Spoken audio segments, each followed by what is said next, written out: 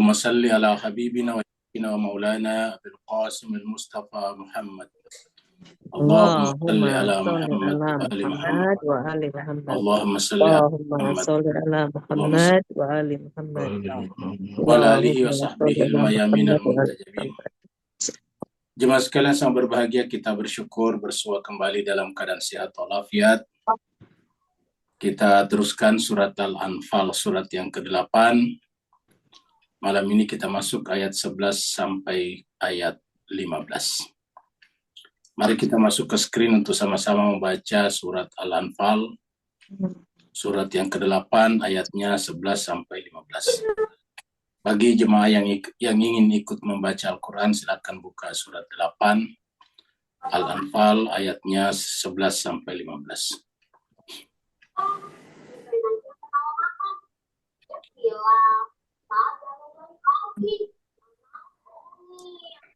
A'udzu billahi minasy syaithanir rajim. Bismillahirrahmanirrahim. أعوذ بالله من الشيطان الرجيم. بسم الله الرحمن الرحيم. إذ يغشيكم النعاس أمنة منه إذ يغشيكم النعاس أمنة منه وينزل عليكم من السماء ماء ليطهركم به وينزل عليكم من السماء ليطهركم به ويذهب عنكم رجز الشيطان وليربط على قلوبكم ويذهب عنكم رجز الشيطان وليربط على قلوبكم ويثبت به الأقدام ويثبت به الأقدام إذ يوحي ربك إلى الملائكة أني معكم إذ يوحي ربك إلى الملائكة أني معكم فثبتوا الذين آمنوا سألقي في قلوب الذين كفروا الرعب فاضربوا فثبتوا الذين آمنوا سألقي في قلوب الذين كفروا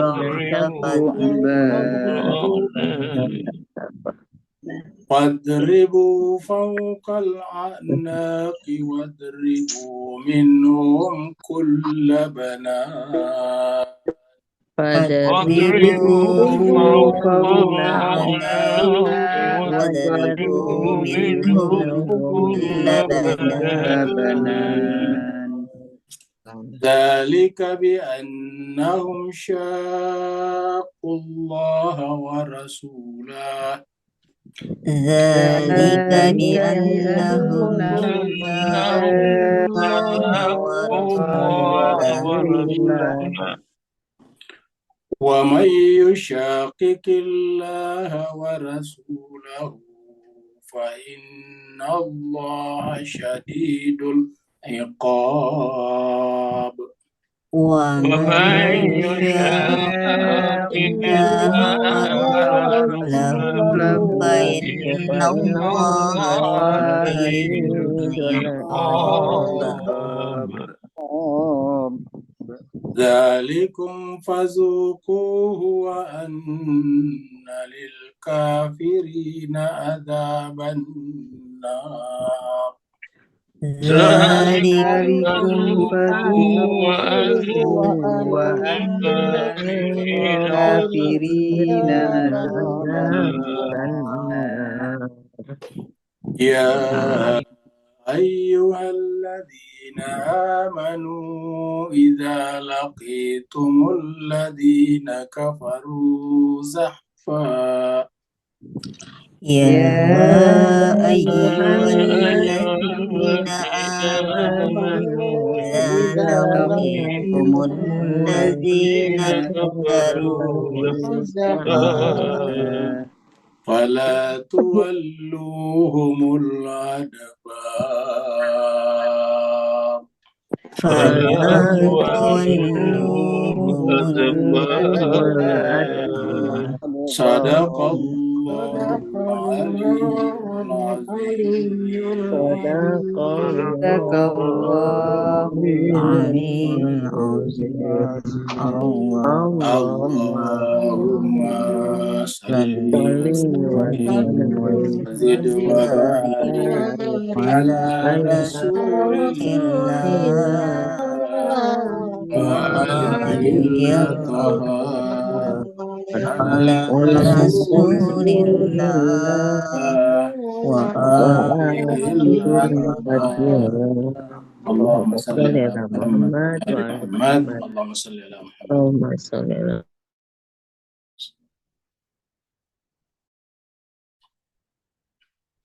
Terima kasih banyak jemaah sekalian telah ikut membaca ayat suci Al-Quran dengan teriring doa semoga Allah SWT seakan memasukkan kita ke dalam golongan hamba-hambanya yang soleh karena hanya terlebih dahulu bergabung dengan hambanya lah sehingga kita bisa masuk ke dalam surganya sebagaimana disampaikan dalam Al-Quran. A'udzubillahi minasyaitonirrajim. Bismillahirrahmanirrahim. Ya ayyatuhan nafsul mutmainnah irji'i ila rabbiki radiyatan mardiyah fadkhuli fi ibadi wadkhuli jannati. Jadi kita bisa masuk ke dalam surganya kalau kita masuk dulu ke dalam ibadi, golongan hamba-hamba. Kita teruskan surat Al-Anfal, surat yang ke-8. Al-Anfal secara bahasa artinya sitaan perang. Surat ini turun di Madinah, yaitu setelah Nabi hijrah ke Madinah. Jumlah ayatnya 75 ayat. Dan terakhir kita sudah membaca ayat 1 sampai 10. Kita review dulu ayat yang ke-10.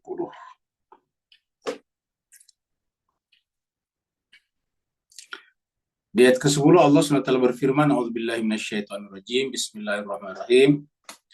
Wa ma ja'alahu Allahu illa busyra walitatma'inna bihi qulubukum. Wa ma ja'alahu Allah, dan tiadalah Allah menjadikan illa kecuali busyra, kabar gembira, litatma'inna bihi, yaitu menjadikan pertolongan. Kita sudah sampaikan sebelumnya dalam Al-Quran disebutkan ada 3 bilangan pertolongan malaikat, 1.000, 3.000, dan 5.000 malaikat.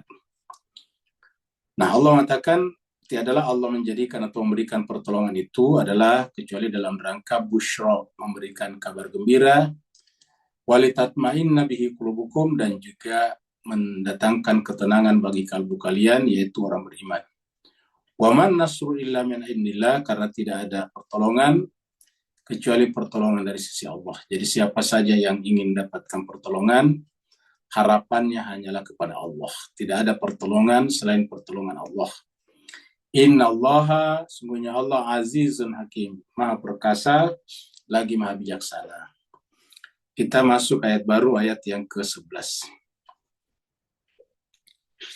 Kemudian setelah kejadian itu, kemudian Allah memberikan ketenangan selanjutnya kepada orang beriman. Jadi tadi diberikan pertolongan, kemudian kantuk. Jadi terkadang mengantuk juga adalah merupakan bukti ketenangan jiwa. Seperti tadi dikatakan, mendatangkan ketenangan jiwa, lalu kemudian Allah memberikan kantuk kepada mereka. Iz yugashikumun nu'asa amanatan. Jadi ingatlah ketika yugashikum, Allah meliputkan kepada kalian. Yugashi, ingat kata-kata yagasha, Ya, dalam Al-Quran ada kata-kata walaili iza yaghsha, meliputi, menguasai. Jadi ingatlah ketika kantuk menguasai kalian. Iza yughashikumun nu'asa. Ketika kalian dikuasai oleh rasa kantuk. Dan rasa kantuk ini apa kata Tuhan? Sebagai ketenangan jiwa amanatan. Ini amanatan ini adalah ketenangan. Rasa tentram, rasa aman. Amanatan itu aman. Ya. Amanatan. Tadi ada kata-kata mutmainnah, ketenangan juga. Ketenangan jiwa. Jadi izughashikumun nu'asa amanatan. Jadi jemaah sekalian, mampu ataukah bisa kita mengantuk dan tertidur itu juga adalah kenikmatan yang luar biasa karena dijadikan juga sebagai pertolongan Allah kepada hambanya. Jadi pertolongan Allah tadi adalah malaikat, kemudian diberikan kepadanya ketenangan dan kemenangan dan ketenangan. Lalu kemudian setelah perang selesai, Allah berikan kepadanya kantuk yang luar biasa sehingga mereka semuanya bisa tertidur dengan pulas. Ya. Biasanya kalau habis berperang orang, biasanya kepikiran terus. Ya, namanya perang itu kan biasanya cenderung emosional. Tetapi di sini Allah justru seakan-akan menciptakan ketenangan pada jiwa mereka, seakan-akan tidak terjadi apa-apa, sehingga mereka bisa tidur dengan nyenyak, mereka bisa mengantuk. Iz yughashyikum an-nu'asa amanatan minhu, daripadanya, ya, dari sisi Allah SWT. Ya. Ini daripada Allah, jadi pertolongan kantuk ini dari Allah. Ingat, jemaah sekalian, banyak saudara-saudara kita yang ingin tidur tapi tidak bisa tertidur. Banyak di antara kita yang untuk tertidur saja mereka harus mengkonsumsi obat-obatan tertentu. Jadi ternyata tidak bisa tidur juga itu adalah tersiksa orang kalau tidak bisa tertidur. Ya, apalagi kalau besoknya ada kegiatan yang sangat penting, kita tidak bisa tidur malamnya, itu tersiksa karena besok pasti akan sangat kecapean. Nah, maka ada saudara-saudara kita untuk tidur, maka kemudian meminum obat-obatan tertentu. Wa yunazzilu alaikum minas sama'i ma'a, dan menurunkan kepada kalian dari langit air. Jadi mendatangkan dari langit air, ma'a. Jadi pertama adalah rasa kantuk, adalah kenikmatan. Kemudian bisa turun hujan dari langit, itu juga kenikmatan. Jadi janganlah kita berkeluh kesah kalau air hujan turun. Mungkin kita mengatakan, tapi saya tidak mau kebanjiran. Kalau tidak mau kebanjiran, maka kemudian jangan merusak lingkungan, baik lingkungan alam, seperti misalnya jangan menebang pohon-pohon. Kalau seandainya telah ditebang atau misalnya terjadi pertambangan di sana, maka kemudian setelah itu ditutup lagi, tanam lagi pohon baru seperti itu. Jangan merusak lingkungan. Atau yang kedua, jangan membiarkan sampah-sampah terbuang dengan sembarangan, sehingga kemudian menyumbat, menahan air yang melewati gorong-gorong, got-got, saluran-saluran air. Karena kalau hujannya deras, baru kemudian saluran airnya tersumbat, ya airnya naik ke jalan, pada akhirnya masuk ke rumah. Jadi sebetulnya penyebab utamanya kebanyakan karena kita. Karena sejatinya sebelum manusia lahir di muka bumi ini, sudah ada saluran air yang Allah ciptakan melalui sungai-sungai dan anak-anak sungai. Jadi sebelum Allah menciptakan manusia di muka bumi ini sudah berjalan dengan baik. Bumi ini sudah berjalan dengan sebaik-baiknya. Hujannya sudah deras, lautannya sudah ada, hewan-hewan tumbuh-tumbuhannya sudah ada. Kemudian Allah sudah membiarkan terbentuknya sungai-sungai selama miliaran tahun. Kemudian terbentuklah sungai-sungai dan anak-anak sungai, sehingga kalau hujan deras dari hulu, dari daratan, kemudian dengan gampang airnya mengalir sampai ke samudra lagi, berputar seperti itu. Air itu melewati daratan untuk menghidupkan tanah-tanah yang gersang. Nah, tetapi datang manusia, kemudian menyumbat jalan-jalan itu, ataukah menebang pohon-pohon, sehingga kemudian penebangan pohon itu menyebabkan tidak ada lagi yang menahan air hujan ketika hujan di daratan. Karena salah satu fungsi tumbuh-tumbuhan adalah menahan air hujan, menahan air. Nah, jadi ketika kita kebanjiran, ya harus introspeksi diri kita, bukan menyalahkan alam. Karena berdasarkan ayat ini, air yang turun dari langit itu adalah pertolongan juga ini. Wa yunazzilu alaikum minas sama'i ma'a. Dan dia Allah menurunkan kepada kalian dari langit air. Ya. Untuk apa air ini? Liyutahhirakum bihi, untuk mensucikan kalian dengannya.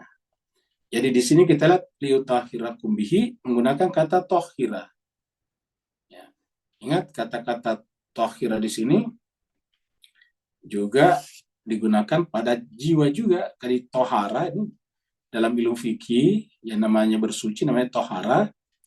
Terus kemudian digunakan juga untuk jiwa. Ya, seperti dalam ayat surat 33:33. Innama yuridullah liyudhiba ankum rijsa ahlal bait wal yutahhirakum tathira, yutahhirakum sama. Liyutahhirakum tathira. Mensucikan kalian dengan sesuci-sucinya. Dan kita lihat di sini bahwa di belakangnya ada kata rijza syaitan. Jadi di belakang sini ada rijza syaitan. Jadi wa yunazzilu alaikum minas sama'i ma'a liyutahhirakum bihi. Air itu untuk mensucikan kalian, wa yudhiba, dan agar Allah menghilangkan ankum dari kalian rijza syaitan, kotoran syaitan. Kotoran di mana? Di jiwa. Ya, rijza syaitan itu misalnya di jiwa ada misalnya kesukaan untuk menggibah, itu rijza syaitan. Kesukaan untuk mentajasus orang, itu rijza syaitan. Ya, kesenangan untuk iri hati kepada keberhasilan orang lain, itu rijza syaitan. Ya. Jadi banyak rijaz yang ada dalam jiwa kita. Ya. Dan untuk mensucikannya menggunakan air. Jadi dengan demikian air ini besar sekali manfaatnya, yaitu mensucikan kita lahir dan batin. Membersihkan tubuh kita, mensucikan jiwa kita. Karena kalau tubuh biasanya menggunakan kata bersih, nazafah, liyunazzifakum, ya, nazafah. Tetapi di sini menggunakan kata liyutahhirakum. Ya. Jadi kalau bersih biasanya menggunakan nazafah, an-nazafatu minal iman. Ya. Tapi di sini tidak menggunakan itu. Jadi liyutahhirakum bihi wa yudhiba ankum rijsa asyaiton. Kemudian ini ada lagi. Waliyarbita, jadi ini yang kedua. Maksudnya fungsi air yang kedua ini liyutahhirakum. Kemudian waliyarbita ala qulubikum, ini ternyata air bisa memperkuat hati ini. Ya. Liyarbita ala qulubikum wa yuthabbita bil aqdam, yang ketiga ini. Jadi ada tiga nih fungsinya air. Wa yuthabbita bil aqdam, dan memperkuat jiwa kalian. Aqdam secara bahasa kaki ya. Doa kita adalah ada biasanya di belakangnya al-aqdam. Contohnya misalnya Rabbana ighfir lana dzunubana wa israfana fi amrina wa tsabbit aqdamana wansurna 'alal qaumil kafirin. Di wasabbit aqdamana di sini wa yutsabbita bihil aqdam. Hi-nya kembali ke masuk kepada air ini. Jadi bihi-nya di sini kembali ke sini ya. Jadi wa yutsabbita bihil aqdam. Jadi kita lihat air ini mempunyai fungsi lahir dan batin. Jadi inilah Islam mengajarkan kita untuk menggunakan air dengan benar, dengan wise. Karena air ini adalah dari langit. Kata-katanya minas sama. Dan air juga bisa bermakna rohani, yaitu wahyu. Wahyu yang datang dari Allah ini juga adalah fungsinya sama. Mensucikan juga jiwa kita, menghilangkan juga rijsa syaitan, memperkuat hati, dan juga mengisbatkan kita punya prinsip-prinsip. Membuat prinsip kita tidak gampang goyah. Jadi kita punya prinsip-prinsip tidak gampang goyah. Seperti mana kalau kita masih kuat berdiri, makanya kita tidak gampang goyah kalau misalnya diterpa angin yang kencang. Wa yutsabbita bihil aqdam. Ya, jadi ayat ini menjelaskan kepada kita pentingnya air. Makanya Islam kita ini sedikit-sedikit air. Mau sholat, suruh berwudu pakai air. Nanti tidak ada air, baru boleh menggunakan debu yang suci. Ya, jadi air. Ya. Kita janabat, kita misalnya mandi besar, air juga. Setiap hari juga kita mandi 2 kali sehari, misalnya air juga. Kita memasak juga, air juga. Pokoknya air ini semuanya. Kehidupan kita adalah air. Ya. Kita tidak bisa hidup tanpa air, tidak bisa memasak. Saya kira ibu-ibu tidak bisa memasak kalau tidak ada air. Karena barang-barang sebelum dimasak misalnya dicuci dulu pakai air juga. Semuanya serba air. Kita nanti setelah makan minum air juga. Jadi benar-benar air. Bahkan ada menurut para ahli biologi, tubuh kita sekitar 70% adalah air, cairan. Ya. Jadi kita ini benar-benar dari air. Jadi air adalah kebutuhan lahir dan batin kita. Batinnya air adalah wahyu, sama-sama juga dari langit, dari Allah SWT. Juga sama juga untuk mensucikan jiwa juga, menghilangkan juga rijasa syaitan, menghilangkan, memperkuat juga hati, dan mengisbatkan juga prinsip-prinsip hidup kita. Jadi sama. Nah, jadi ini adalah satu ayat yang sangat penting karena ini menyangkut masalah substansi kehidupan manusia. Ya, ini adalah bicara tentang manusia hakikatnya. Jadi kalau ada manusia atau ada orang yang bermasalah, itu pasti bermula dari tidak terlaksananya ayat ini pada jiwanya, pada dirinya. Ya. Tadi waktu sebelum ini saya menonton berita ada orang yang mengalami gangguan jiwa, depresi, memanjat tower BTS, tower yang dipakai handphone itu, ya BTS kan tinggi tuh, ya. Dia manjat ke atas, ya tidak ada yang bisa menyelamatkan karena tinggi, nggak ada yang bisa naik ke atas, ya baru dihubungi bagian pemerintah untuk menyelamatkannya. Orang-orang di bawah sudah berkumpul orang, banyak orang di bawah. Ketika orang membujuknya dengan kata-kata untuk supaya berhati-hati, apa yang terjadi? Di tengah-tengah pandangan banyak orang, tiba-tiba dia meloncat. Luar biasa, kan mengerikan, histeris orang semua menyaksikan. Nah, jemaah sekalian berbahagia, kenapa orang bisa begini? Ya, padahal yang dipakai memanjat itu juga adalah simbol kemodernan. Tower itu adalah backbone-nya handphone kita, backbone-nya internet kita, backbone-nya kita punya alat komunikasi, yaitu tidak bisa kita berkomunikasi di sini kalau tidak ada BTS, tidak ada tower seperti itu. Tapi kok kenapa? Ini yang menjadi masalah. Ini menunjukkan bahwa masalah teknologi, masalah pengetahuan itu nomor 2. Nomor 1 sebetulnya jiwanya manusia. Ya. Kalau jiwanya manusia goyah, ya goyahlah yang bersangkutan. Ketika goyah jiwa kita, apapun keadaannya tetap selalu tidak enak, tidak nyaman, tidak bahagia.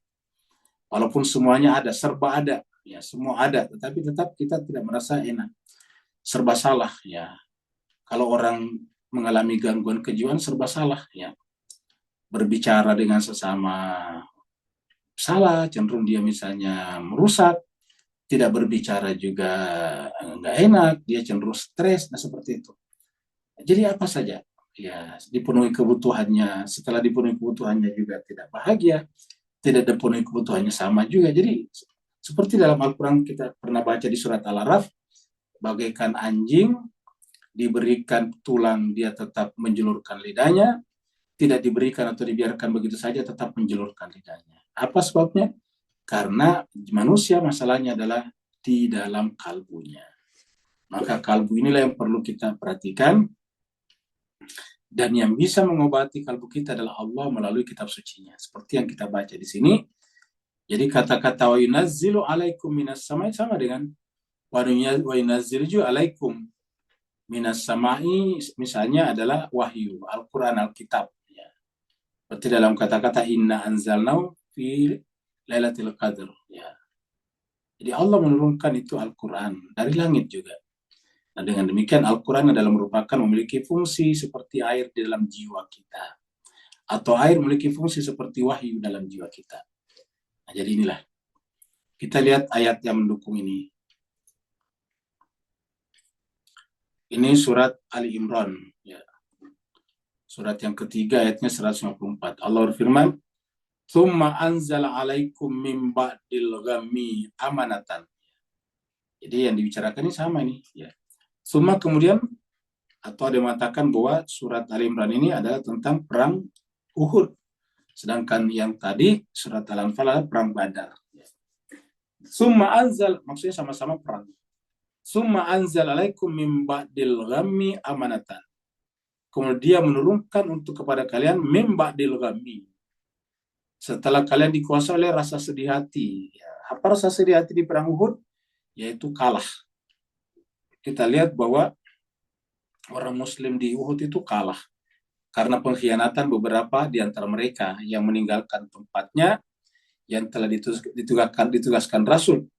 Dan Rasul mengatakan apapun yang terjadi jangan meninggalkan punggung bukit ini. Tapi apa yang terjadi setelah melihat prajurit yang ada di front line di garis depan mengambil harta-harta sitaan perang, mereka berpikir, wah kalau kita tidak turun, kita tidak dapat apa-apa, akhirnya turun juga. Padahal sudah menjadi peraturan bahwa setiap nanti sitaan perang dikumpulkan, seperti pembahasan kita sebelumnya. Tapi tergoda juga. Yang namanya benda itulah bahayanya. Benda-benda materi menggoda.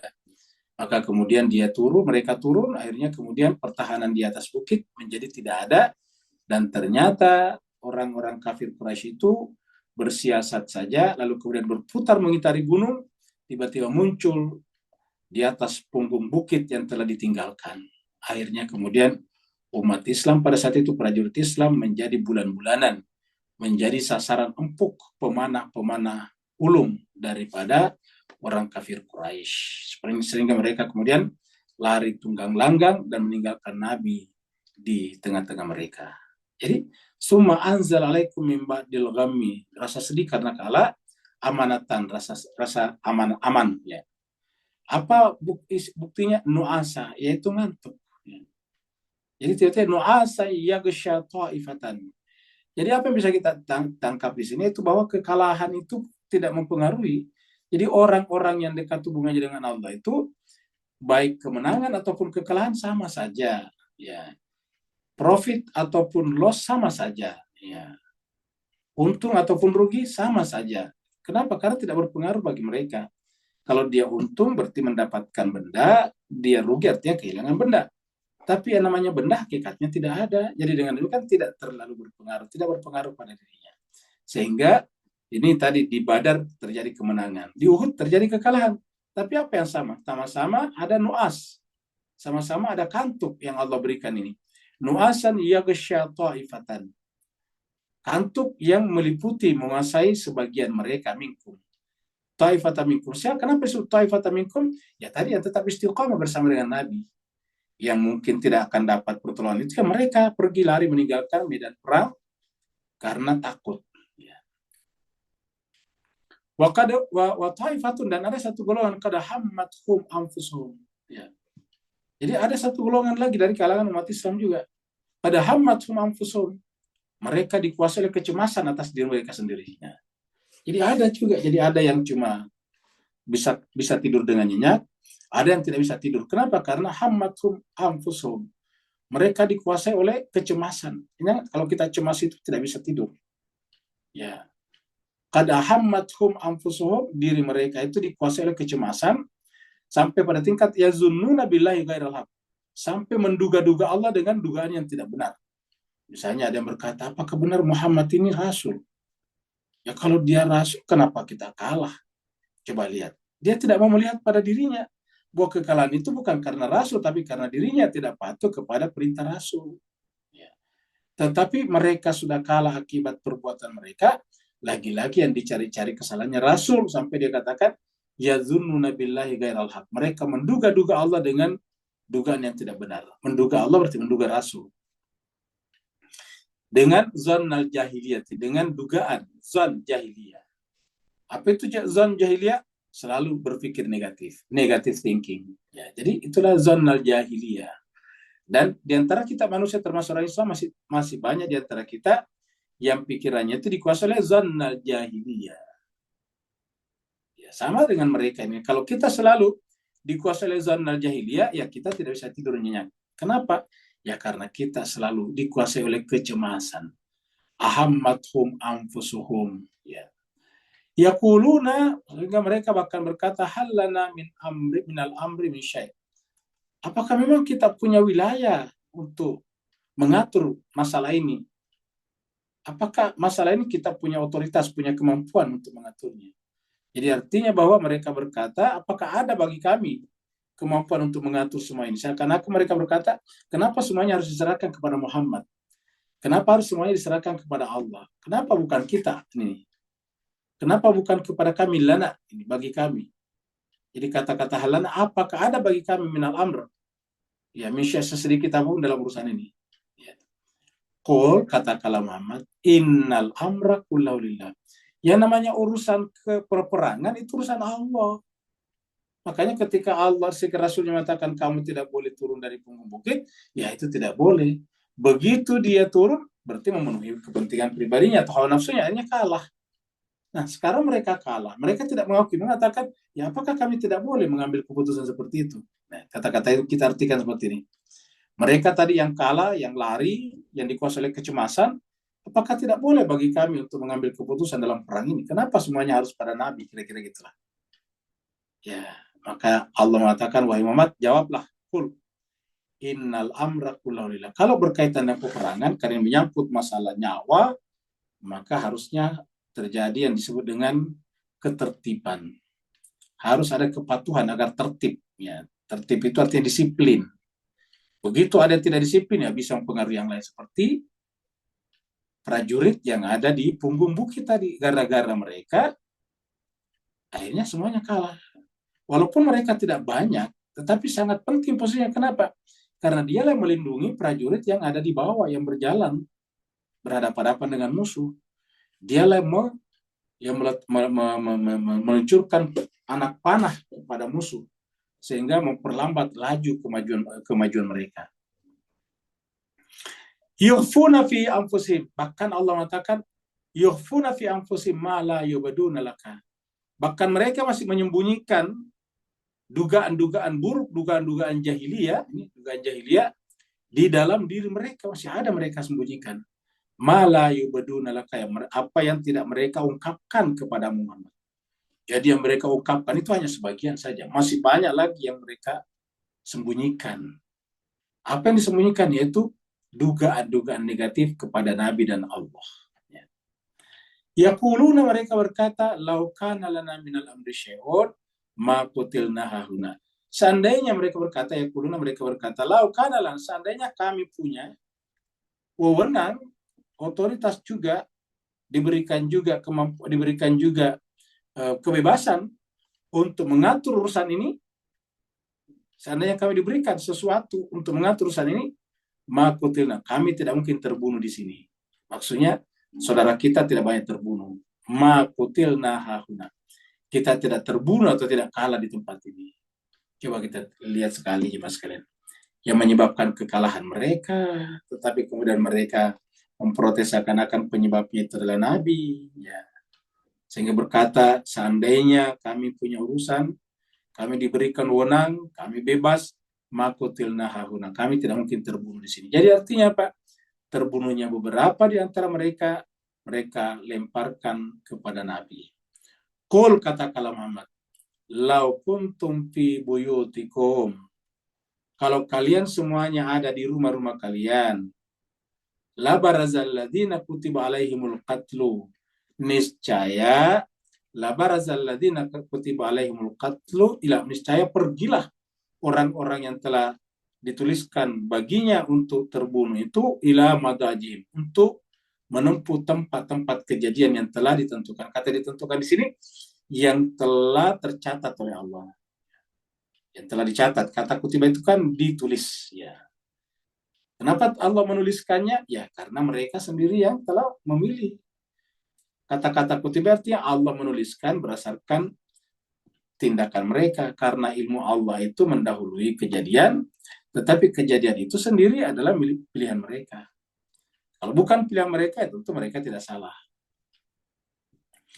Waliyabtaliyallahu ma fi sudurim. Kenapa seperti ini terjadi? Kenapa kekalahan dibiarkan oleh Tuhan? Supaya Allah menguji. Waliyabtaliyallahu, supaya Allah menguji. Maksud menguji itu supaya kelihatan. Ma fi sudurikum, apa yang ada dalam dada-dada kalian. Waliyabtaliyallahu ma fi sudurikum.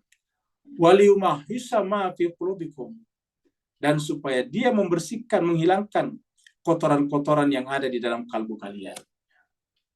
Jadi kalau ada kejadian-kejadian harusnya kita introspeksi, muhasabah. Kalau ada hal yang buruk langsung kita tinggalkan.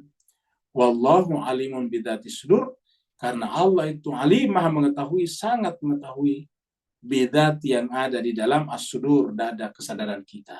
Jadi ini adalah penjelasan. Lanjut.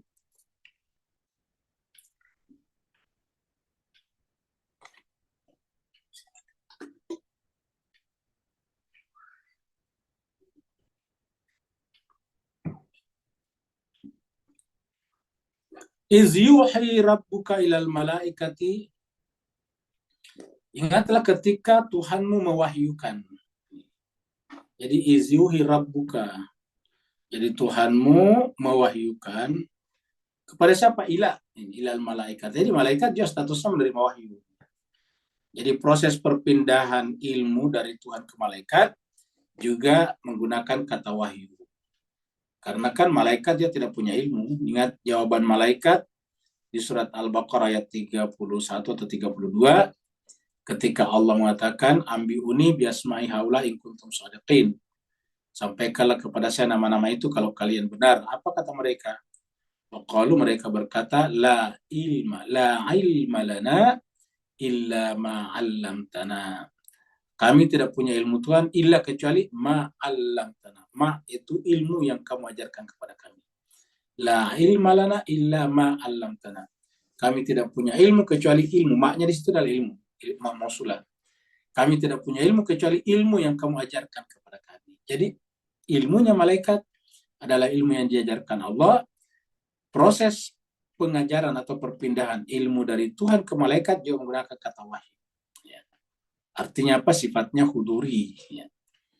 Iz yuhi rabbuka ilal malaikati anni, sesungguhnya aku ma'akum bersama kalian. Jadi anni ma'akum, saya bersama kalian. Anni ma'akum, saya bersama kalian. Fathabbitul ladzina amanu. Fathabbitul ladzina amanu, maka kuatkanlah hatinya orang beriman. Ya. Jadi salah satu tugasnya tugasnya nabi, malaikat juga adalah sabbitu, memperkuat. Ya, alladzina amanu, orang-orang yang beriman. Jadi memperkuat hatinya orang-orang yang beriman. Anni ma'akum fasabbitul ladzina amanu, maka kuatkanlah hatinya orang beriman. Ya. Jadi ini adalah perintah Allah kepada malaikat. Makanya kalau kita kedatangan malaikat, kita tidak rasakan, tetapi salah satunya adalah memperkuat hati kita.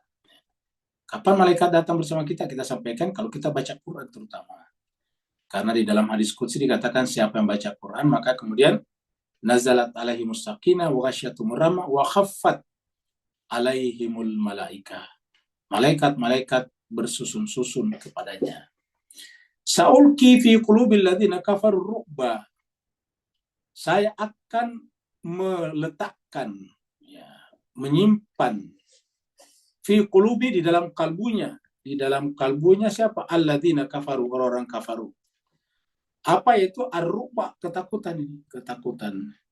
Jadi ini artinya bahwa ketakutan itu Allah letakkan pada jiwanya orang-orang yang kafir tadi. Kalau jemaah sekalian, Bapak Ibu memperhatikan perang di Gaza, hampir seluruh tentara-tentara Israel yang pulang dari Gaza atau pulang dari Lebanon tidak berani tugas kembali. Artinya apa? Ketakutan luar biasa. Nah, siapa yang menanamkan ketakutan itu? Ya Allah juga. Kalau kita saksikan apa yang terjadi di Timur Tengah ini, Zionisme Israel sudah berada di ambang kehancuran. Ya. Coba kita lihat, dengan diperpanjang terus-menerus perang seperti ini adalah merugikan mereka. Kenapa? Karena mereka tidak tahan berperang jangka panjang. Ya, kenapa? Karena mereka berperang ingin mendapatkan gaji, pendapatan. Sedangkan para mukawamah berperang untuk niatnya memenangkan dan syahid. Jadi tidak ada masalah. Jadi walaupun mereka meninggal, pemimpinnya tidak mempengaruhi semangat perjuangan mereka. Lihatlah, sudah 2 pemimpinnya Hamas dibunuh, apakah kemudian mereka bisa membebaskan Hans Sandra? Ya tidak bisa. Ya. Sudah 2 juga pemimpinnya Hezbollah dibunuh, pengganti dan calon Syedna Nasrullah dan calon penggantinya. Tapi apakah kemudian melemahkan Hezbollah? Justru tidak. Ya. Kenapa? Karena mereka tidak bergantung kepada pemimpinnya saja. Mereka hatinya telah terikat dengan Allah Subhanahu wa Ta'ala. Yang kita saksikan adalah Israel semakin melemah. Bahkan Amerika yang begitu perkasa, yang kayak raksasa, lari terbirit-birit meninggalkan Laut Merah dengan kapal induknya. Bayangkan kapal induk melarikan diri hanya karena ketakutan kepada kelompok yang bernama Ansarullah Houthi Yaman. Jadi Houthi Yaman ditakuti oleh Amerika, bayangkan. Kalau misalnya Amerika takut kepada Cina masih wajar ya. Amerika takut kepada Rusia masih wajar. Ini takut kepada ormas, organisasi massa. Yang namanya Houthi Yaman itu bukan negara. Dia hanya salah satu kelompok di negara yang bernama Yaman. Ya. Dan kita tahu Amerika sudah berapa kali menyerang kepada Yaman, tidak melemahkan perlawanannya Ansarullah Yaman, Houthi. Yang terjadi adalah bahkan kapal induk Amerika dan kapal perusaknya diserang beberapa hari yang lalu. Luar biasa. Tidak ada yang berani menyerang kapal induknya Amerika kecuali Yaman, Houthi coba. Cina saja belum pernah menyerang kapal induknya Amerika, Rusia belum pernah. Sepanjang dulu perang dingin, yaitu Uni Soviet tidak pernah menyerang kapal induknya Amerika. Tetapi sekarang kelompok Houthi Yaman menyerang kapal induknya Amerika, dan kita semua lihat videonya bagaimana kapal itu diserang luar biasa. Terakhir kemarin kapal Abraham Lincoln ditarik meninggalkan Laut Merah. Ya. Nah jadi jemaah sekalian, kenapa ya Allah menanamkan ar-ru'bah, rasa takut ini. Sa'ulqi fi qulubil ladzina kafaru, saya akan tempatkan di dalam dadanya orang-orang kafir itu ar-ru'bah, rasa takut. Ya. Fadribu fauqal anak, kepada militer-militer mereka ataukah orang-orang arogan mereka, fadribu fauqal anak, maka tebaslah leher-leher mereka, artinya bunuhlah mereka. Seperti yang terjadi di Lebanon sekarang, sudah hampir 100 tank-tank Merkava yang dihancurkan. Dan belum ada satu desa pun yang dikuasai oleh Israel. Padahal ini sudah 2 bulan. Invasi, yang direncanakan invasi darat kepada Lebanon. Tapi tidak ada yang dikuasai. Yang terjadi adalah bahkan kemudian Hizbullah berhasil melontarkan rudal-rudal presisi ke Tel Aviv. Kita tahu terakhir ini beritanya. Ya. Jadi fadribu fauqal anaki wadribu minhum, dan pukullah mereka, potonglah mereka kulla banan, pada setiap jari-jari mereka. Maksudnya alat-alat perjuangan mereka. Makanya kalau Iran menyerang mereka, yang diserang adalah alat-alat militer mereka, alat perjuangan mereka, alutsista mereka. Ya. Jadi itu yang mereka serang. Ayat ini juga perhatikan ya sekalian, kata-kata wadribu minhum kulla banan. Ya, ini wadribu minhum kulla banan.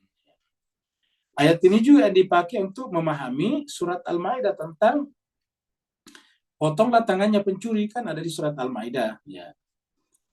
Maka waqta'u aydiyahuma, potonglah tangan keduanya, yaitu wasariqu wasariqatu, pencuri laki-laki, pencuri perempuan, maka potonglah tangan keduanya. Nah, tangan apa? Apakah tangan dalam pengertian sampai hilang anunya? Sampai di sini nih. Bukan. Ya, kalau yang dipahami oleh sebagian besar ulama kita adalah banan, yaitu ujung-ujung jarinya saja. Jadi ujung jari-jari, ujung jari ya, ujung jari di sini. Ya. Nah, jadi bukan satu tangan. Kalau satu tangan ya gimana bisa bekerja? Ujung jarinya saja. Setelah itu dilepaskan, tidak perlu ditahan, menciptakan penjara mahal biayanya. Habis itu di sana ada sogok menyogok lagi antara tawanan dengan sipir-sipir penjara, sehingga kemudian mereka bisa melakukan aktivitas ilegal lagi di dalam penjara. Maka mereka bisa lari, padahal biayanya sudah sangat besar. Ya. Jadi wadribu minhum kulla banan, maka potonglah tiap-tiap jari, ujung jari mereka. Banan itu adalah ujung jari-jari mereka. Nah, jadi ini jemaah sekalian menjelaskan kepada kita bahwasanya langit dan bumi itu adalah tidak bisa dipisahkan. Karena dari mana kita katakan langit? Malaikat. Lalu kemudian turun ke bumi berbicara tentang perang. Ya. Lalu kemudian salah satu tugas malaikat adalah meletakkan rasa takut di dalam jiwanya orang-orang kafaru.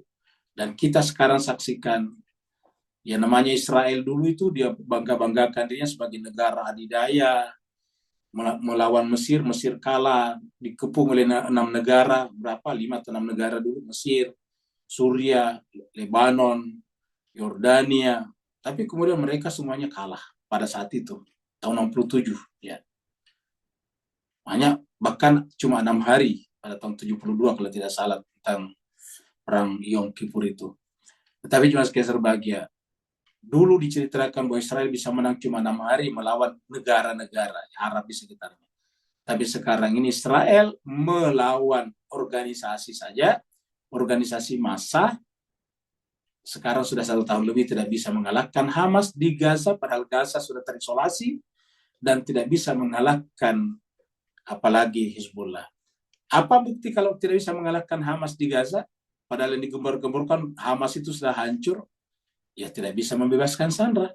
Kan sederhana, kalau memang mereka seperti klaimnya Israel, bahwa mereka telah menaklukkan Gaza, ya harusnya bisa membebaskan Sandra dong. Tapi sekarang mana Sandra mereka bebaskan? Tidak bisa. Ya. Mereka bahkan bisa membunuh pemimpinnya Hamas, tapi tidak bisa membebaskan Sandra satupun juga. Ada yang dibebaskan dulu, tapi karena pertukaran tawanan. Nah, jadi artinya apa ayat ini menjelaskan kepada kita. Ya, dan ini kalau diperpanjang ini, perang di Gaza, di Timur Tengah, di sekitar Israel, Israel akan valid. Ya, akan valid. Apalagi Amerika mendukungnya juga, semakin terbebani dengan utang yang menumpuk. Ya. Perang itu adalah berbiaya besar, high cost ekonomi. Sedangkan bagi Hizbullah dengan Hamas tidak berbiaya tinggi. Kenapa? Ya bikin bom ala kadarnya dari pipa-pipa peralon. Ya, mereka juga mungkin tidak dibayar per bulan gajinya. Mereka hanya diberikan makan dan minum saja, dijamin kehidupannya. Coba. Jadi artinya apa jemaah sekalian berbahagia? Mereka akan kewalahan. Kenapa? Karena yang berperan di sana bukan hanya Israel dan Hamas atau Hizbullah, tapi mereka yang berperan di sana adalah ahli dunia dan ahli akhirat. Yang berperan di sana adalah ahli perut dan ahli jiwa. Itu yang berperan terjadi di sana. Ahli dunia versus ahli akhirat. Ahli perut, ahli makanan dengan ahli jiwa. Ya. Apa yang terjadi kemudian? Ya namanya ahli perut, ahli dunia, terbatas kemampuannya. Maka kita lihat Allah menanamkan kepada mereka ar-ru'bah, rasa takut.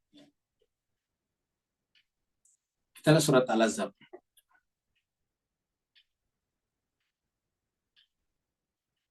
Ayatnya 26. Allah berfirman, wa anzalal ladzina zaharuhum. Dan Allah menurunkan kepada orang yang zaharuhum, membantu mereka, membantu orang-orang kafir Quraisy ya, dalam perang, min ahli kitab. Jadi dari ahli kitab. Jadi waktu mereka berperang, ada beberapa ahli kitab di dalam Madinah yang membantu mereka yang datang dari luar. Ada pengkhianat dari dalam. Ya. Min ahli kitab. Ya.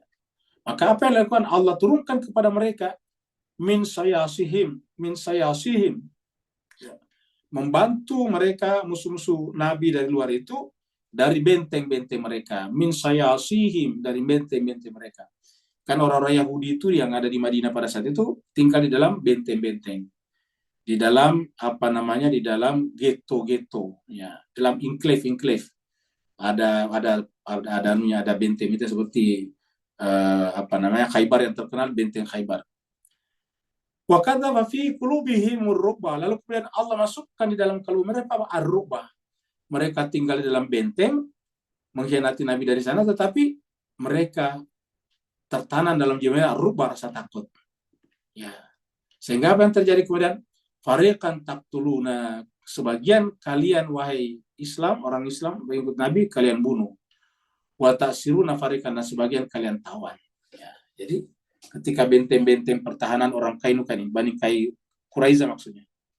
Bani Quraiza, Bani Kainuka, macam-macam itu adalah orang aslinya adalah Yahudi. Nah, akhirnya sebagian mereka dibunuh oleh orang Islam dan sebagian ditawan dari dalam benteng-benteng mereka karena mengkhianati Nabi dari sana. Ya. Surat Al-Hasyr. Surat Al-Hasyr kita lihat. Ya. Ayat 2. Huwaladzi, dialah Allah yang akhraja, mengeluarkan alladzina kafaru, orang kafir, min ahli kitab, orang kafir dari kalangan ahli kitab, yaitu tadi Yahudi yang mengkhianat. Min diarihim, dari rumah-rumah mereka, dari benteng-benteng mereka, li awwalil hasyr, di awal pengusiran.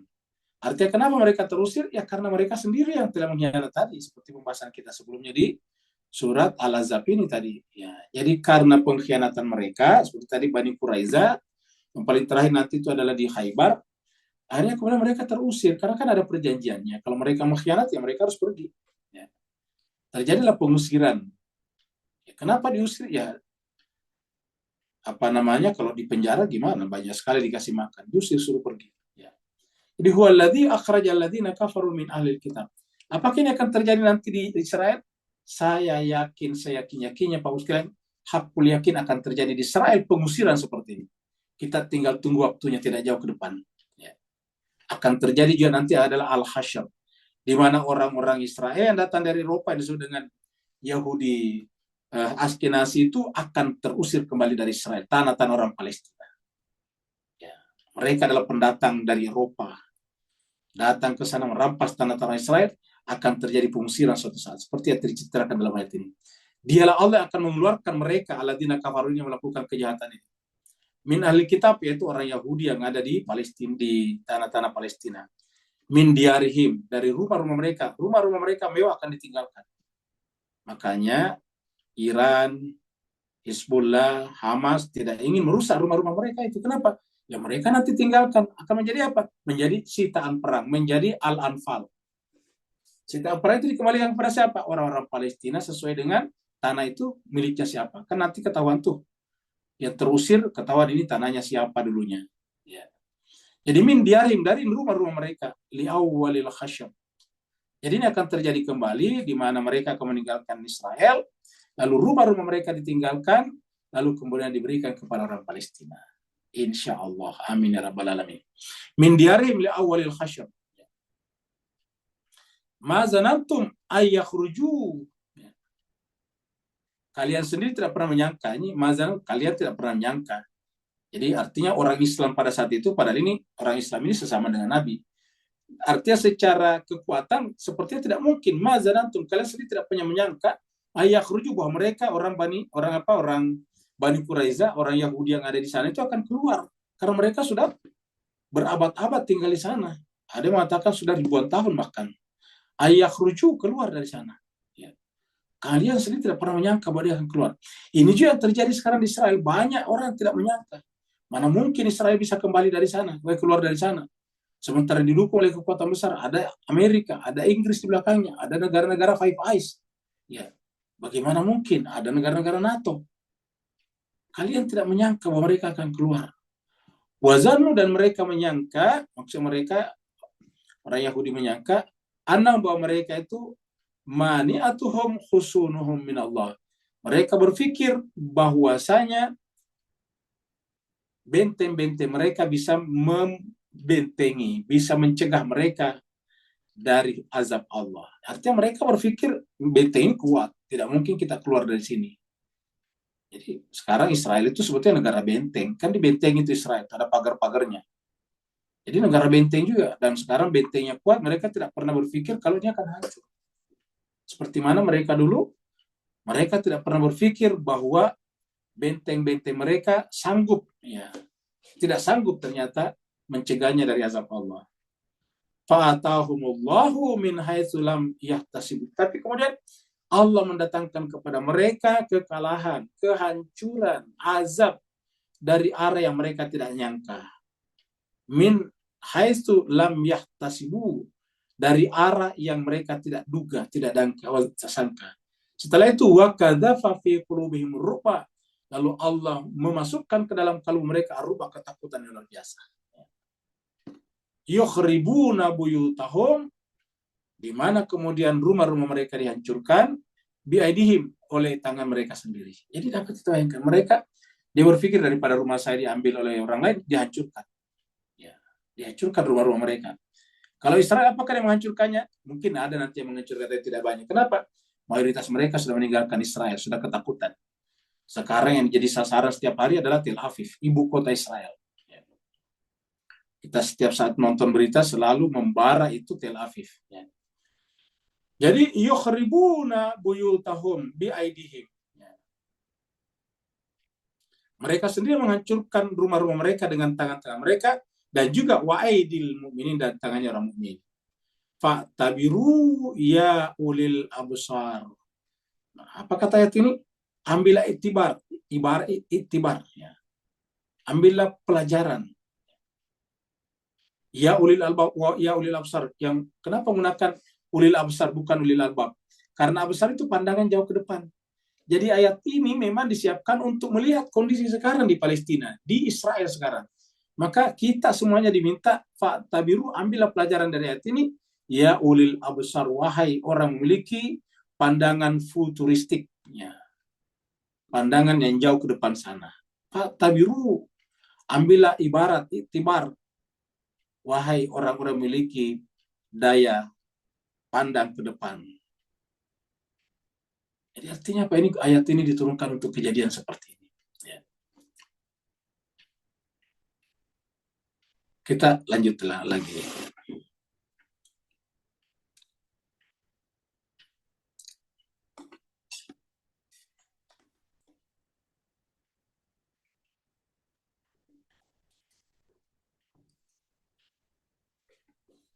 Zalika, yang demikian itu, jadi tadi terjadi pengusiran. Yang demikian itu bi'annahum, karena mereka itu apa, syakullah wa rasulah. Karena mereka itu menentang Allah dan Rasulnya. Jadi yang mereka hancurkan bukan saja rakyat Palestina, tetapi hakikatnya mereka menentang Allah dan Rasulnya. Apa simbol Allah dan Rasulnya di sana? Ada dua. Satu kemanusiaan, yang kedua adalah Masjidil Aqsa. Yang kedua adalah Masjidil Aqsa ataukah Baitul Maqdis. Dan ini adalah pernyataan umum. Waman, siapa saja, pernyataan umum namanya. Wa may yushaqiqillaha, siapa saja ia menentang Allah wa Rasulah dan Rasulnya. Wa may yushaqiqillah, siapa saja menentang Allah dan Rasulnya.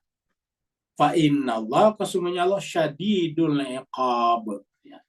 Siapa saja menentang Allah dan Rasulnya, siapa saja menghancurkan, binasakan kemanusiaan, maka sungguhnya mereka akan menerima dari Allah syadidul iqab, azab yang sangat pedih. Syadid, yang sangat ekstrim deritanya. Syadidul iqab. Jadi ini ancaman Allah. Siapa saja. Karena sini kata man. Kata man bukan hanya siapa saja, tapi kapan saja itu terjadi. Maka wa may yushaqiqillah wa rasulah fa innallaha syadidul iqab. Ini kita lihat surat Muhammad. Ya, surat Muhammad, surat yang ke-47 ayatnya 12. Allah berfirman, ayatnya 32 ini. Innal ladina kafaru, sungguhnya orang-orang yang kafaru, kafir. Ini tadi kata-kata kafir di sini yang menentang berarti memerangi Allah dan Rasulnya. Wasaddu an sabilillah, dan menghalang-halangi orang dari jalan Allah. Wasyaqur rasulah, dan menentang, memusuhi Rasulnya. Syakur Rasul. Mimba dima tabayyana lahumul huda, setelah jelas bagi mereka bahwa Rasul itu membawa petunjuk al-huda. Apa kata Allah terhadap mereka? La yadurrullaha syai'a. Perbuatan mereka tidak bisa menimbulkan mudarat kepada Allah sesedikit apapun juga. Wasayuhbitu a'malahum, dan amal-amal mereka akan sia-sia, terhapus. Sayuhbitu a'malahum. Habitat amalam, kalau tempat lain habitat, kalau menggunakan bentuk lampau habitat, ini adalah bentuk mudhari, sayuhbitu amalam. Amal-amal perbuatan mereka akan sia-sia, belaka saja. Ya. Di sini kita lihat surat Al-Hasyr, ya. Ayat 4. Yang tadi kan di sini ayat 2 kita bahas, ini sekarang ayat 4. Surat Al-Hasyr, surat pengusiran. Dzalika, sama tadi. Dzalika, yang demikian itu kenapa? Bi'annahum, karena mereka itu syakullah. Mereka menentang, memusuhi Allah wa Rasulullah dan Rasulnya. Baru ini terjadi lagi apa? Ada lagi pernyataan umum. Wa may yusyaqillah, siapa saja yang menentang Allah atau memusuhi Allah, fa innallah, maka ketahuilah sungguhnya Allah syadidul iqab, akan sangat keras siksaannya. Ini siapa saja. Wa may yusyaqillah wa fa innallah syadidul iqab, akan keras siksaannya.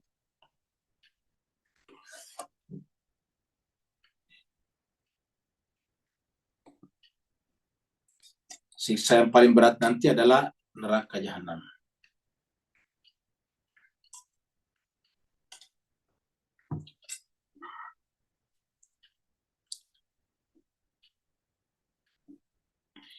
Zalikum, yang demikian itu, fazuku, karena perbuatan mereka itu, maka Allah mengatakan fazuku, maka rasakanlah. Ya. Fazuku, rasakanlah. Wa anna lil kafirina, Karena sesungguhnya bagi orang kafir itu, ingat kata kafir nanti memerangi ya. Ini kan bicara tentang peperangan. Jadi kata kafir di sini bukan berarti non-Islam, tetapi yang dimaksud terutama adalah yang menentang, yang memerangi Allah dan Rasulnya. Mulai daripada perang Badar tadi kita bicara, juga kita bicara tadi di surat Al-Imran perang Uhud. Wa anna lil kafirina, sungguhnya bagi orang kafir itu adzaban nar, mendapatkan azab neraka. Jadi wa anna lil kafirina adzaban nar. Dan sungguhnya bagi orang kafir itu adzaban nar, ada azab api neraka, azab neraka. Ini adalah merupakan kesimpulan. Siapa saja yang merasakan itu nanti di akhirat juga akan merasakan azab api neraka. Azab benar ya. Kita lihat lagi di sini ya. Al-Mujadalah. Allah berfirman, "Innal ladzina yuhaduna Allah."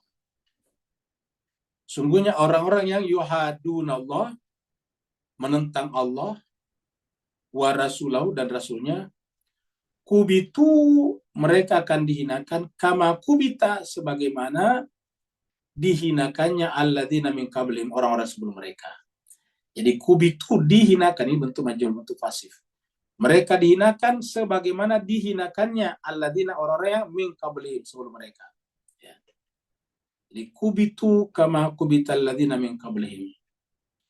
Wa qad anzalna ayatin, dan sungguh kami telah menurunkan ayat-ayat bayinatin, yang jelas. Ya. Walil kafirina, ini sama tadi, walil kafirina adzabun muhin, bagi orang kafir ada azab yang menghinakan. Kalau di sini tadi adzabun nar, walil lil kafirina adzaban nar. Kalau di sini ada mana tadi? Kalau di sini adalah lil kafirina adzabun muhin. Jadi tadi adzaban nar, itu adalah adzabun muhin. Azab api neraka, di sini azab yang menghinakan. Jadi artinya kalau azab api neraka bisa di dunia, bisa di akhirat. Azab yang menghinakan juga bisa di dunia dan di akhirat. Bagaimana azab benar kalau di dunia? Yaitu hatinya panas seperti api, sedangkan kalau di dunia mereka akan terhinakan. Ingat Bapak Ibu yang sangat berbahagia, kalau ada orang yang sangat sangat percaya diri, ya, bahwa dia itu hebat, super power, adidaya, dia sangat percaya diri dengan itu, overconfidence tentang itu, tetapi tiba-tiba dikalahkan, itu hinanya luar biasa. Kalau kita memang lemah, rendah baru dikalahkan, tidak ada rasa itu, karena memang kita lemah, kita memang kecil. Tapi bayangkan kalau ada orang yang memang kelihatannya, faktanya memang secara militer adalah adidaya, besar, raksasa, terkalahkan selama sekian puluh tahun, tiba-tiba dikalahkan oleh kelompok kecil, maka kemudian dia akan terhinakan. Bayangkan sebuah negara seperti Amerika diusir kapal induknya oleh kelompok kecil seperti Houthi, Ansarullah. Bayangkan kalau seperti Israel yang diruntuhkan nanti negaranya oleh dua kelompok di sekitarnya, yaitu Hezbollah dengan Hamas, dibantu oleh Houthi di Yaman. Dapat kita bayangkan bagaimana terhinanya mereka. Dikalahkan, diruntuhkan oleh kelompok kecil, bukan negara, bukan state, tetapi kelompok organisasi saja. Organisasi massa. Dan Allah mengatakan walil kafirina adzabun muhin. Itu adalah azab yang sangat menghinakan. Dan ini pasti akan terjadi pada Israel. Akan terjadi pada Amerika.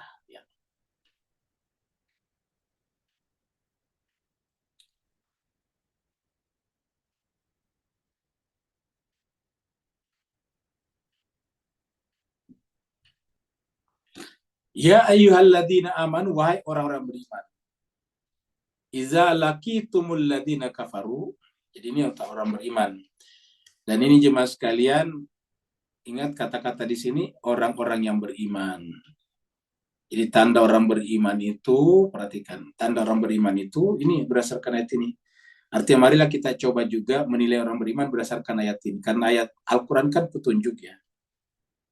Petunjuk tentang benar tidaknya sesuatu.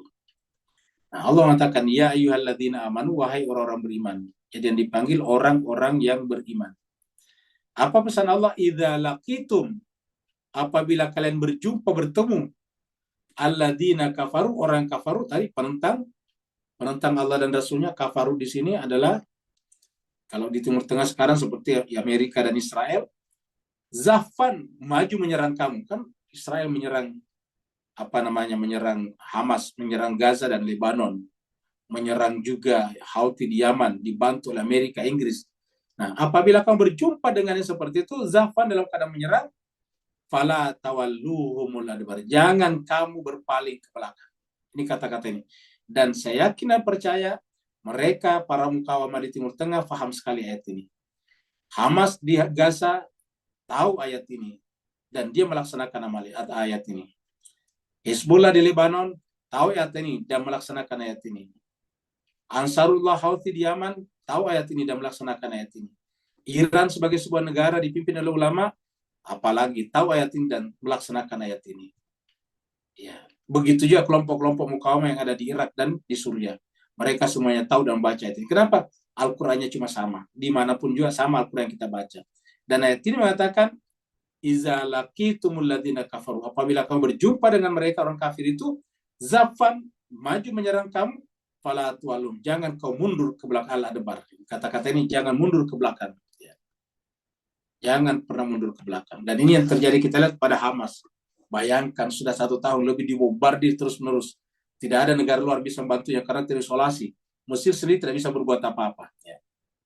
Tetapi masih bisa bertahan sampai sekarang, luar biasa ya. Jangan mundur ke belakang. Pemimpinnya Hamas sudah dibunuh, yang tertinggi sudah 2. Ismail Haniyeh dengan Yahya Sari. Yahya siapa namanya? Sinwar. Ya. Jadi sudah 2 yang dibunuh. Tapi apakah mereka mundur? Kendor? Tidak sama sekali. Kenapa? Menggunakan ayat ini.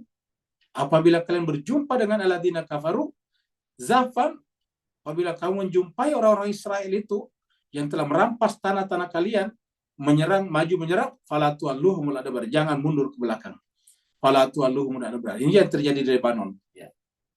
Jangan pernah mundur ke belakang.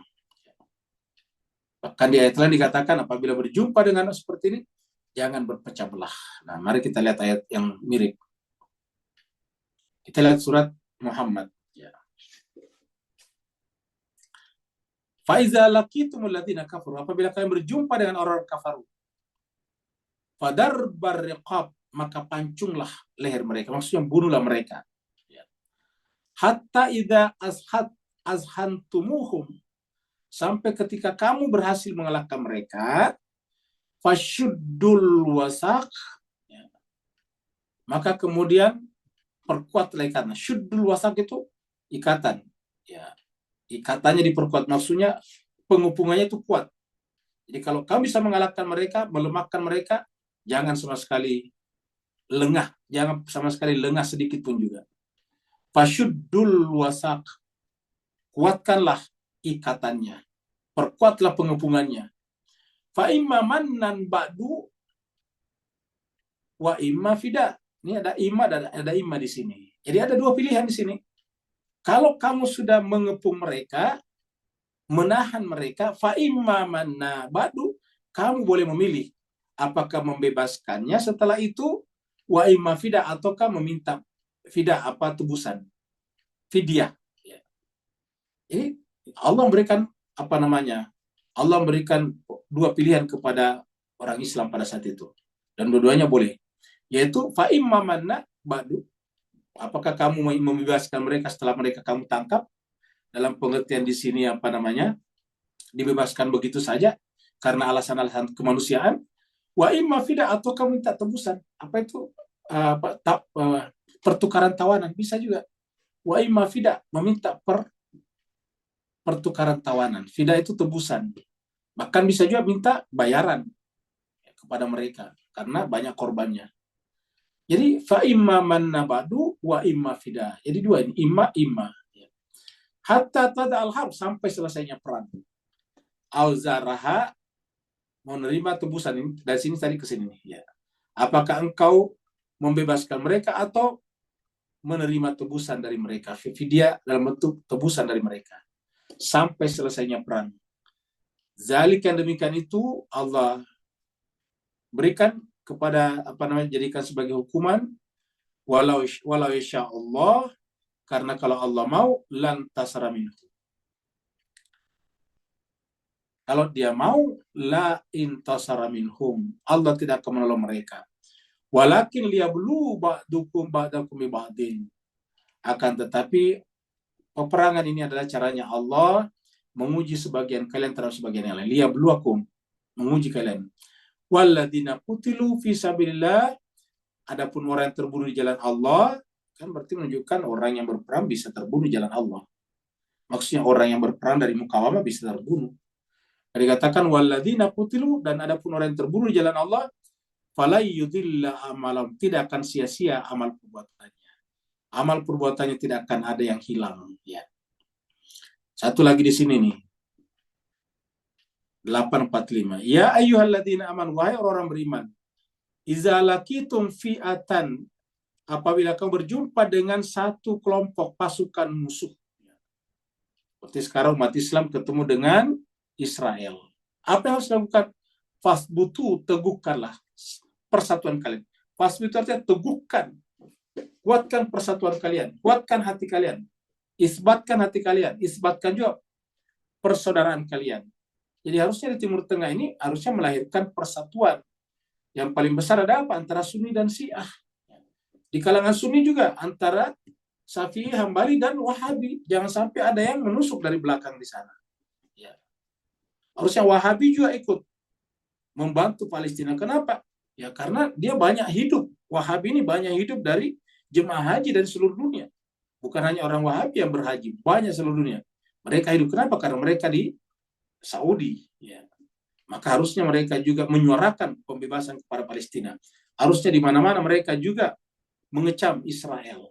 Ya. Karena Al-Quran mengatakan, idza lakitum fi'atan, apabila kau berjumpa dengan satu pasukan musuh, dalam hal ini Israel, fasbutu, maka perkuatlah persaudaraan kalian, persatuan kalian, wadhkurullah, dan ingatlah Allah katsira, sebanyak-banyaknya, la'allakum tuflihin, mudah-mudahan kalian mendapatkan kemenangan. Jadi dalam keadaan biasa saja harus kita bersatu, apalagi dalam keadaan berperang. Jadi jemaah sekalian, persatuan itu mutlak. Tidak mungkin kita menyeragamkan orang. Ingat, persatuan bukanlah penyeragaman, tapi persatuan itu adalah melepaskan diri kita dari perbedaan-perbedaan dan kita bersatu dalam berpegang teguh kepada yang menyamakan kita. Itu yang disebut dengan persatuan. Sunni dan Syiah tidak mungkin Sunni tidak mungkin semuanya jadi Syiah, Syiah tidak mungkin jadi Sunni, Sunni tidak mungkin jadi Ibadi nggak mungkin jadi Sunni semuanya. Tetapi tidak bisanya bukan berarti tidak bersatu. Ya. Apa sebabnya? Karena persamaannya jauh lebih banyak daripada perbedaannya. Kalau orang yang berbeda banyak saja bisa bersatu, apalagi yang berbeda cuma sedikit. Maka berdasarkan Al-Quran, harusnya fasbutu, satukanlah hati kalian, satukanlah langkah-langkah kalian, dan yang kalian lakukan bukan memperkarakan perbedaan, ikhtilaf, bukan membicarakan perbedaan Sunni dan Syiah, bukan mengecam saudara-saudara kalian, ya, bukan menantang saudara-saudara kalian, tetapi sebutlah nama Allah sebanyak-banyaknya. Kalau orang Sunni yakin dengan kesunniannya, laksanakanlah Sunninya dengan baik, tanpa harus menyerang saudaranya Syiah. Begitu orang Syiah, kalau yakin dengan kesyiahnya, lakukanlah yang dengan benar, tanpa harus menantang-nantang, menyerang-nyerang saudara Sunninya. Kenapa? Karena itu hanya akan melemahkan kita, bukan fasbutu. Jadi, wadhkurullah katsira la'allakum tuflihun. Karena hanya dengan begitu, kemenangan bisa diraih. Mudah-mudahan tuflihun, kalian bisa menang. Nah, jadi jemaah sekalian sebagai inilah pembahasan kita pada malam hari ini, yaitu ayat 15, bahwasanya apabila kalian berjumpa dengan orang yang menentang Allah dan Rasul-Nya, maka fala tuwalluhumul adbar, jangan mundur ke belakang. Kalau istilahnya di bahasa kita di Asia Tenggara, bahasa Melayu, kalau layar sudah diangkat, maka pantang mundur ke belakang. Jadi kalau sudah perahunya sudah ke laut, tidak boleh lagi melihat ke belakang. Jadi kita tidak boleh mundur lagi kaitannya dengan Israel Timur Tengah. Pokoknya jemaah sekalian sebagai di Timur Tengah ini, umat Islam harus kita bahu-membahu, dorong mereka saudara yang ada di medan perang untuk terus-menerus menuntut hak-hak mereka. Hanya dua kemungkinan, mereka mati atau menang. Hanya itu saja. yang meninggal disambut oleh Allah dengan sambutan yang luar biasa. Al-Quran mengatakan mereka itu tidak mati, bahkan hidup dan mendapatkan rizki terus-menerus. Sedangkan bagi mereka yang bertahan akan dihadiahi oleh Allah dengan kemenangan. Sehingga kemudian ini adalah merupakan, kita anggap sebagai kemenangan umat Islam nanti terhadap Israel, adalah merupakan titik awal daripada kebangkitan kembali umat Islam untuk memimpin peradaban baru di masa-masa mendatang. Terima kasih banyak, mudah-mudahan apa yang kita harapkan bisa terjadi. Bapak, Ibu-ibu, Tuan-tuan, Puan-puan juga bisa berpikir ke sana, bisa mendukung saudara-saudara kita semuanya, sehingga kita benar-benar bisa mencapai derajat itu, yaitu kembali umat Islam menjadi pemimpin peradaban di dunia, karena Islam adalah ya'lu walayula. Aslinya Islam itu adalah ya'lu, paling tinggi, walayulalai, dan tidak ada yang bisa mengatasi ketinggiannya. Kenapa? Karena dia adalah agama langit, agama Allah Subhanahu wa Ta'ala. Semoga bermanfaat. Kalau benar dari Allah Subhanahu wa Ta'ala, kalau kurang khilaf, maka itu adalah kekurangan dan kehilafan Al-Fakir sendiri, mohon dimaafkan. Terima kasih banyak atas perhatiannya. Yang mau bertanya dipersilakan. Waalaikumsalam Ustaz. Waalaikumsalam warahmatullahi wabarakatuh. Silakan Pak Nur. Alhamdulillah, barakallah fi azim. Assalamualaikum Muhammad wa ala alihi. Baik Ustaz. Ustaz, bolehkah ayat A'udzubillahi minasyaitonir rajim, Bismillahirrahmanirrahim, fa'tabiru ya ulil absar tadi diselitkan pada ayat 11, di mana kita dapat gunakan pada akhir zaman ni untuk Mati Muhammad SAW sebagai sebuah resepi zahir batin kita bahawa persis Al-Ma'idah minas sama', maka ayat alaikum minas sama'i ma'an sama-sama adalah satu pengisian dalaman yang mengkebalkan kita untuk beriman dan beristiqamah. Persis dalam awal surah Baqarah ketika Allah berfirman zalikal kitabul la raiba fi ila akhir ayat sampai kepada wala khaufun alaihim walam yahzanun. So ada kata wala khaufun alaihim walam yahzanun. Dan ini menyambung pada ayat 11 tadi dan mengakibatkan kita mampu untuk cari dalaman, bersiap dan berteguh diri tanpa ayat 11 tadi kita langgari apa? Jangan mundur ke belakang. Beri kaitan pencantuman sebenarnya Ustaz. Barakallahu fi'afan. Baik, terima kasih banyak Pak Nur. Jadi jemaah sekalian berbahagia, startnya dari Pak Nur dari surat Al-Hasyr ini ya. Surat Al-Hasyr surat 59 ayatnya 2 ya. Yang ditutup tadi dengan kata-kata fa'tabiru, maka ambillah pelajaran, ibarat ya, fa'tabiru itu mengambillah pelajaran, ya ulil absar, wahai orang-orang yang memiliki daya pandang ke depan. Absar kita sebutkan tadi, yang mempunyai perspektif jauh ke depan, yang memiliki kemampuan futuristik, future, melihat ke depan, melihat ke depan sana. Jadi al-absar, yang namanya absar itu kan melihat ke depan. Mata kita itu melihatnya ke depan, bukan ke belakang. Jadi kita melihat ke depan sana untuk membuktikan bahwa apa yang dijanjikan Allah itu pasti benar. Jadi satu, kita memang tidak sekuat Amerika misalnya, Israel, tetapi kita mempunyai yang lebih kuat dari mereka, jauh lebih kuat dari mereka, itu Allah SWT. Dan Allah yang menjanjikan seperti ini. Oleh sebab itulah inilah yang harus kita pegang baik-baik, sehingga kemudian kita meyakini semuanya ini. Sehingga apapun yang disampaikan tadi di dalam surat Al-Anfal, mulai dari ayat 11 tadi, ya kita harus memperkuat jiwa kita, dan apabila kita berjumpa seperti dalam ayat 15 ini dengan orang seperti itu, harusnya kita tidak perlu khawatir.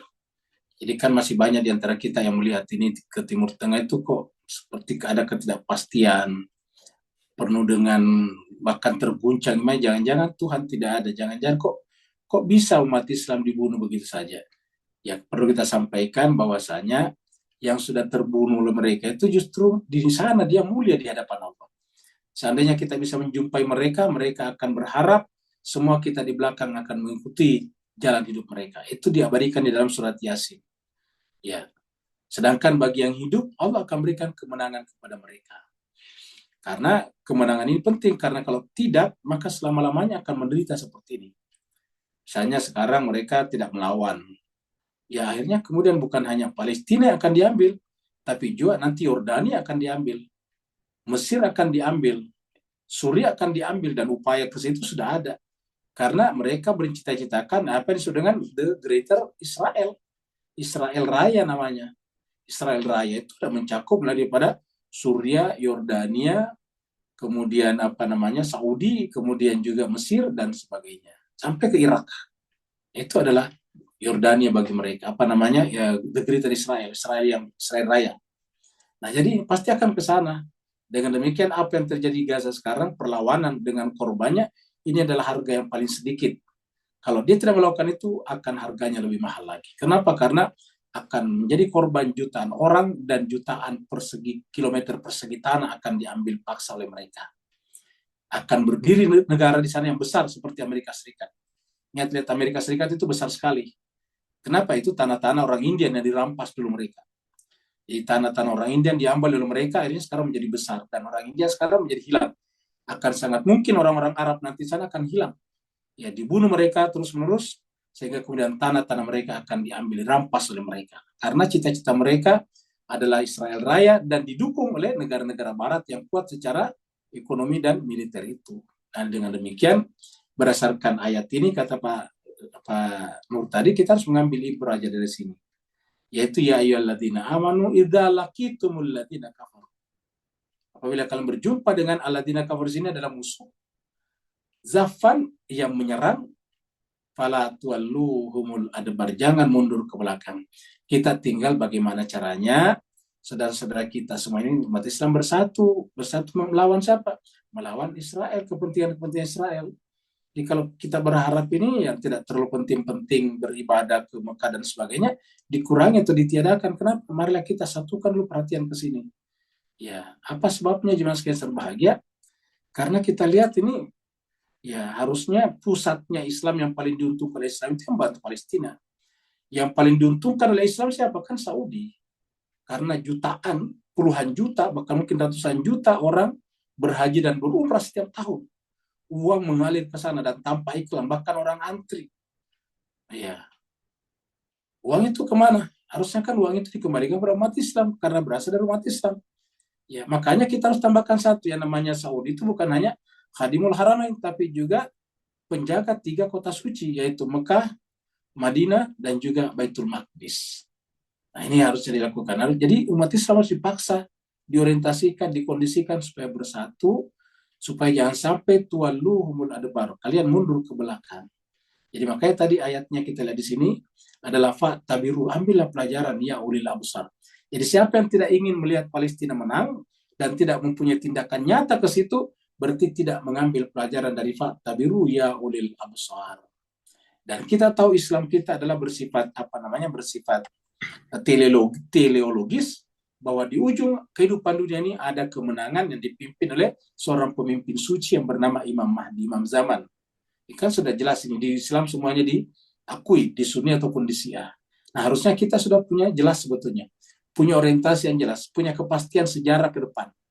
Ya, oleh sebab itulah, maka kita tinggal mau ikut atau tidak mau ikut. Ibaratnya ini perahunya Nabi Nuh sudah ada di lautan, kita tinggal mau naik atau tidak naik. Yang tidak naik pasti akan tenggelam, yang naik akan selamat. Ada lagi berikutnya? Ada di chatroom, Ustaz. Baik, gimana sekalian kita ke chatroom ya.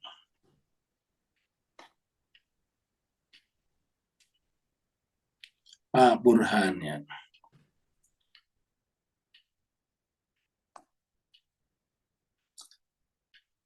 Secara ilmiah saja umat Islam tidak bisa bersatu.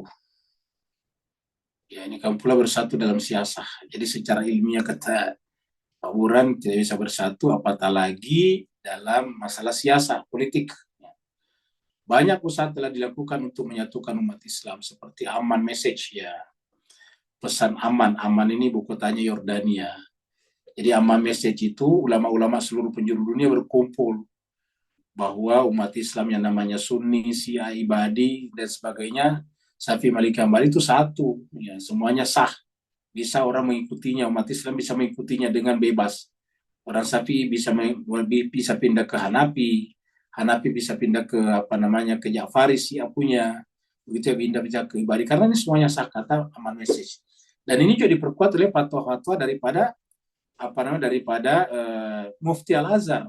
Sudah berapa Mufti Al-Azhar menjelaskan ini? Terutama dulu Syekh Ali Jum'ah. Tetapi ada juga saudara-saudara kita dari kelompok tertentu yang mengatakan Sunni dan Syiah tidak mungkin bersatu. Jadi mereka melawan Aman Message. Ya. Namun ada saja perorangan menyalakan perpecahan. Betul sekali. Makanya kita jangan sampai terprovokasi dengan mereka. Bagi kita, nggak usah kita perhatikan mereka yang mau berpecah. Siapa yang ingin memecah belah umat Islam, ketahuan di mana dia berpihak. Siapa saja yang menyulut perpecahan di tengah-tengah umat Islam, terutama perpecahan Sunni dan Syiah, sadar atau tidak sadar, dia adalah agen agen organik atau agen anorganik daripada Mossad, Israel atau CIA. Cuma itu yang bisa kita katakan. Baik itu langsung melalui Mossad atau melalui agen-agennya Saudi. Hanya itu yang bisa kita katakan. Ya. Jadi ulangi, siapa saja ingin memecah belah umat, terutama umat Islam, Sunni dan Syiah, sadar atau tidak sadar, mereka bekerja untuk orang lain, untuk musuh Islam. Ya. Jadi marilah kita jangan terprovokasi oleh mereka. Persoalannya, kata Pak Burhan, apakah umat Islam akan terus begini? Jawabannya tidak, selama kita tidak terprovokasi. Semakin mengecil nanti karena sebetulnya yang menyulut perpecahan ini bukan orang Islam sebetulnya. Agennya Mossad, agennya CIA sebetulnya.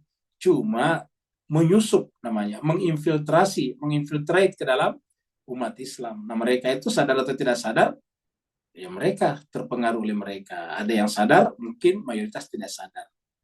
Jadi oleh sebab itulah selalu ada, tetapi mereka kita anggap berasal dari pihak Dajjal saja.